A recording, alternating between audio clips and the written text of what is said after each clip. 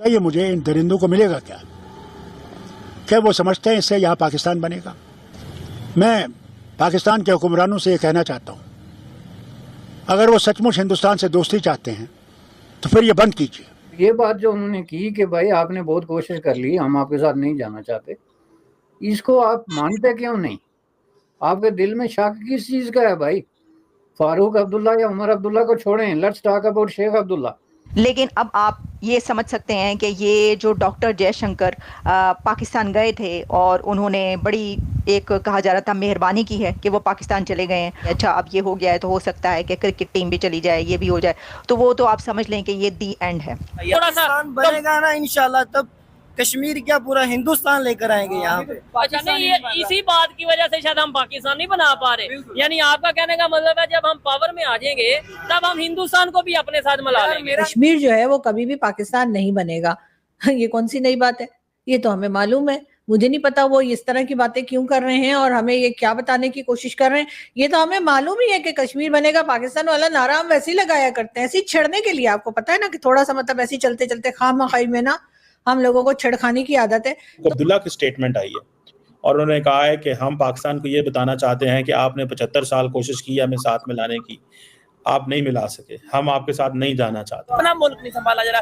कश्मीरी पहले पाकिस्तान जिंदाबाद का नारा लगाया करते, अब वो हमारे हालात देख के वो कहते हैं कि हमें ना पाकिस्तान चाहिए ना और इंडिया चाहिए, हमें आज़ादी चाहिए। Kashmir will never become Pakistan. Farooq Abdullah ने कहा है कि कश्मीर कभी भी पाकिस्तान नहीं बनेगा, हमें जीने दो और हमें तरक्की करने दो। तुर्की भी जिस तरीके से यूनाइटेड नेशंस में तुर्की के तैयब उर्दगान गए, लेकिन कश्मीर के मामले में उन्होंने कोई बात नहीं की। अब ब्रिक्स का वो हिस्सा बनना चाह रहे हैं। इंडिया के प्राइम मिनिस्टर से बाकायदा तौर पे वो मुलाकात करना चाह रहे हैं। कुछ ही दिनों बाद उनकी मुलाकात होगी। नमस्कार दोस्तों, जय हिंद। नेशनल कॉन्फ्रेंस के अध्यक्ष फारूक अब्दुल्ला ने सोमवार को जम्मू कश्मीर के गगनगीर में हुए आतंकी हमले की निंदा की और पाकिस्तान को चेतावनी दी है कि वो भारत पे आतंकवाद फैलाना बंद करे। उन्होंने कहा कि अगर पाकिस्तान नई दिल्ली के साथ अच्छे संबंध चाहता है तो उसे गतिविधियों को रोकना पड़ेगा। फारूक अब्दुल्ला, जिसकी पार्टी ने हाल ही में केंद्र शासित प्रदेश में सरकार बनाई है, उन्होंने कसम खाई है कि कश्मीर कभी भी पाकिस्तान नहीं बनेगा। उन्होंने कहा, मैं पाकिस्तान से कहना चाहता हूँ कि अगर वो भारत के साथ अच्छे संबंध चाहता है तो उन्हें ये खत्म करना पड़ेगा। अगर वे 75 साल तक पाकिस्तान नहीं बना पाए तो अब कैसे संभव होगा? आतंकवाद को खत्म करने का समय आ गया है, वरना इसका परिणाम पाकिस्तान को बहुत महंगा पड़ेगा। उन्होंने कहा, यह हमला बहुत ही दुर्भाग्यपूर्ण था। अप्रवासी गरीब मजदूरों और एक डॉक्टर ने अपनी जान गंवाई है। आतंकवादियों को इससे क्या मिलेगा? क्या उन्हें लगता है कि वे पाकिस्तान बना पाएंगे? हम इसे खत्म करने की कोशिश कर रहे हैं ताकि हम दुख से आगे बढ़ सके। वहीं केंद्रीय गृह मंत्री अमित शाह ने चेतावनी दी है कि आतंकवादियों को बख्शा नहीं जाएगा।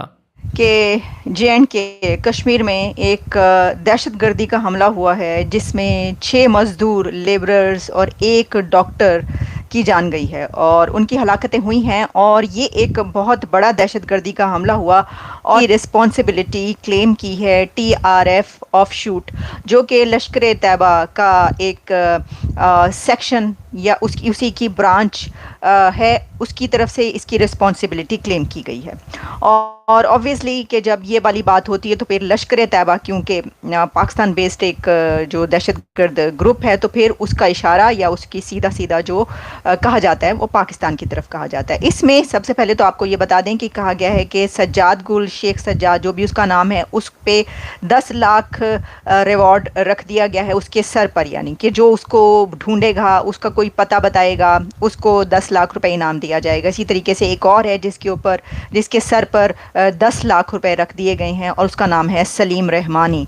और फिर इसी तरीके से और एक और नाम सामने आ रहा है, बासत अहमद डार, और उसके ऊपर भी उसके सर पर हेड मनी जो है वो 10 लाख अनाउंस की गई है इंडिया की तरफ से, उनकी एजेंसीज की तरफ से जो इसको इन्वेस्टिगेट कर रही हैं। और फिर इसके अलावा सैफुल्ला साजिद जट जो है रेजिडेंट ऑफ विलेज कहा जा रहा है, इसमें काफ़ी पंजाब और इस तरह के रेजिडेंट्स बताए जा रहे हैं, वो पाकिस्तान की तरफ जो है उन्होंने कहा है कि ये जो जिन्होंने ये प्लान किया है और जो टारगेट किया है, तो ये एक प्री प्लान टारगेट था और इसके पीछे बहुत सा सब कुछ शामिल है। तो देखिए, हम इसके ऊपर जहाँ ये बात करेंगे कि इंडिया और पाकिस्तान के ताल्लुकात, तो आप समझ लें कि दी एंड है। लेकिन अब आप یہ سمجھ سکتے ہیں کہ یہ جو ڈاکٹر جے شنکر پاکستان گئے تھے اور انہوں نے بڑی ایک کہا جا رہا تھا مہربانی کی ہے کہ وہ پاکستان چلے گئے ہیں، اور آپ نے دیکھا کہ جو ایس سی او سمٹ ہوئی تھی اس کے اندر ایس سی او میں ہر طرف چرچا جو تھا وہ صرف ڈاکٹر جے شنکر کا ہی چرچا تھا، یہ بھی آپ کو معلوم ہے۔ تو ڈاکٹر جے شنکر کا وہاں پر جانا بجائے اس کے کہ وہ جو ریلیشنز ہیں وہ اچھے ہوتے یا آگے اس میں کچھ نظر آتا کہ اچھا اب یہ ہو گیا ہے تو ہو سکتا ہے کہ کرکٹ ٹیم بھی چلی جائے، یہ بھی ہو جائے، تو وہ تو آپ سمجھ لیں کہ یہ دی اینڈ ہے۔ اب پہلے آپ کو یہ بتا دیں کہ جو فاروق عبداللہ ہیں جو کہ چیف منسٹر ہیں، ان کے جو فادر ہیں فاروق عبداللہ، اور آبویسلی کشمیر کا ایک بڑا ہی پرانا نام ہے، تو فاروق عبداللہ نے اس کے اوپر بڑا ایک دو ٹوک سٹینس جو ہے وہ اڈاپٹ کیا، اور وہ یہ ہے کہ انہوں نے کہا ہے کہ let us succeed and let us live with dignity, Kashmir will never become Pakistan. Farooq Abdullah نے کہا ہے کہ کشمیر کبھی بھی پاکستان نہیں بنے گا، ہمیں جینے دو اور ہمیں ترقی کرنے دو۔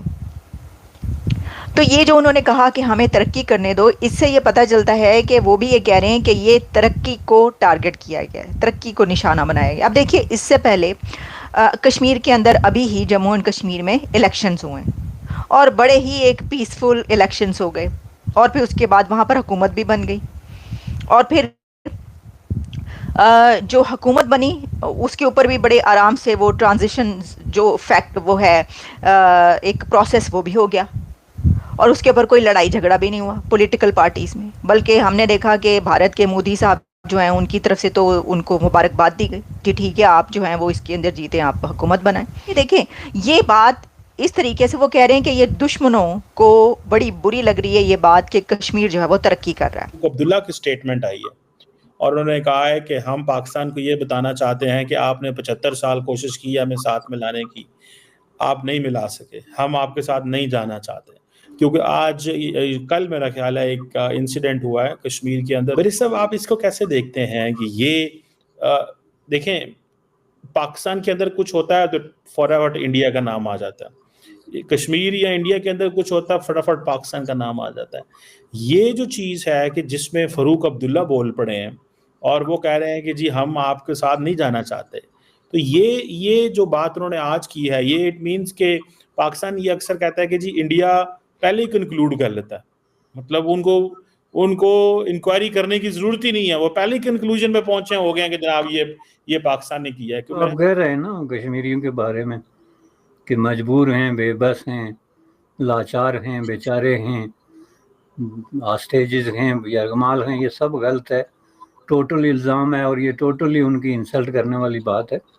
کشمیری اس نقطہ نظر سے دیکھیں تو پولیٹیکلی جو وہ اپنا لیوریج جو پاور ایکسرسائز کر رہے ہیں وہ ہم سے کہیں زیادہ ہے، بہت سارے معاملات میں وہ وہاں کی پریکٹیکل جو پولیٹیکل اسٹرگل ہے اس کے اندر ان کی کنٹریبیوشنز ہیں مختلف سطح پہ، الیکشن کا جو سب سے بڑا سٹیک ہوتا ہے اس سے لے کے انہوں نے ایک باقاعدہ منظم طریقے سے ڈیموکریٹک پروسیس کے اندر جا کے ایک گورنمنٹ فارم کی، اب اس کے وہ مطالبے لے کے آ گئے، اور یہ بات جو انہوں نے کی کہ بھائی آپ نے بہت کوشش کر لی، ہم آپ کے ساتھ نہیں جانا چاہتے، اس کو آپ مانتے کیوں نہیں؟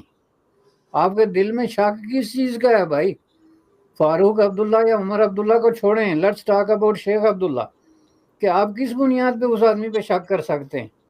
بر صغیر کی موسٹ ٹاورنگ لیڈرشپ جو ہے کہ ساتھ کندھے سے کندھا ملا کے چلنے والا آدمی جو ہے، گاندھی، نہرو، قائد اعظم بھی کہہ لیں آپ، خان عبدالغفار خان کہہ لیں، ایک بہت بڑی پرسنالٹی تھی، اپنے عوام کو وہ باقاعدہ جو ہے وہ ایک طریقے سے سیر انگیز طریقے سے اپنے پیچھے چلاتا تھا۔